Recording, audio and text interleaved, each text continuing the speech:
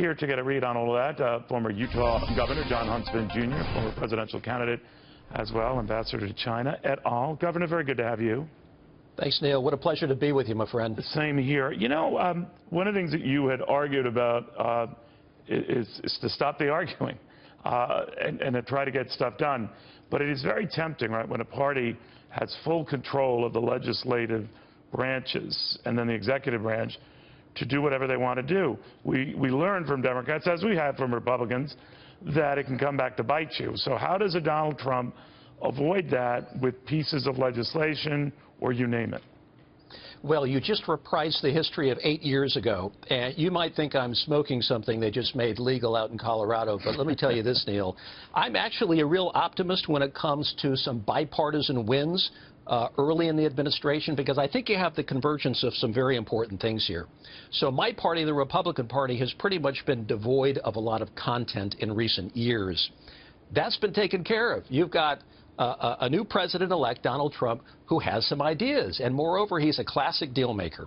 You had in President Obama somebody who didn't want to engage directly with Congress, so nothing got done. And we languished after health care reform for the most part. And that was a straight party line vote. So if you look at it this way, this is the first time since the 1920s, Neil, that Republicans pretty much control everything.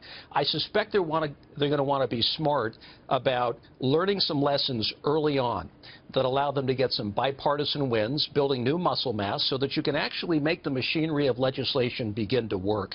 And the good news beyond what I've just told you is I think in what I'm picking up from the president-elect's office, you've got some content around which you can build some bipartisan Where specifically? Because it isn't on tax cuts. I mean, a lot of Democrats say that's a non-starter. Well, it might be a moot point, but I mean, I think so. What do you think? So let's take off the things that probably aren't going to have a lot of bipartisan cooperation. Supreme Court nominee, probably not. Immigration reform, probably not.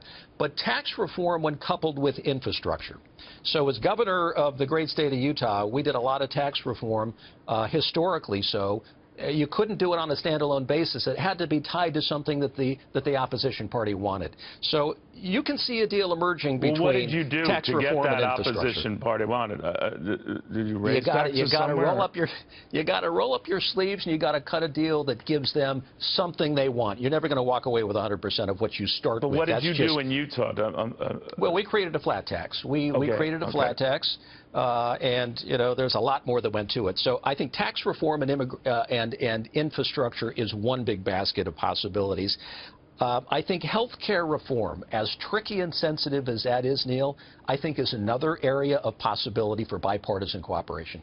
So jettisoning Obamacare, which will be done, has to be coupled with, okay, now what? You got to build it up into something. Right. And I think it's the building up part that I suspect you can find some bipartisan convergence on. You have to, or else you're going to have a replay of 8 years ago. And I think we're too smart now, having lived that history. But here's where I think that a deal maker like Donald Trump differs from that traditional Washington deal making. I don't know whether it's a good or bad thing, Governor, but hear me out.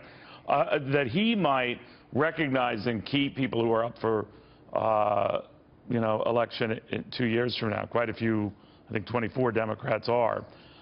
In order to sort of peel off their support, much as Ronald Reagan did, things would be done to help them out in their states or in their districts, sort of one by one, rather than making a deal that would appeal to a broad swath of Democrats that would be an anathema to Republicans, so he doesn't have to water down anything. Some goodies, business deals, if you will, that will keep them in the fold and maybe help them with their own elections 2 years out. And there's Donald Trump to say, I can help you from Armageddon.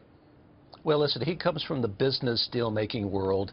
I've lived in that world. I've lived in the political deal-making world. I suspect that being the pragmatic deal-maker that he is, he's going to find some Democratic convergence. You pick up somebody like a Joe Manchin, who might bring 5 or 6 people with him. You sit down and you talk about how you can build up a replacement for Obamacare.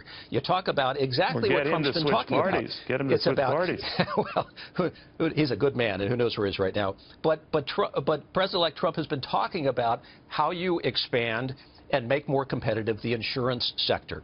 So let's just take that as one key area that is going to be critical to reform because it carries with it so much of the cost around health care. You got to get that right in order to get everything else right.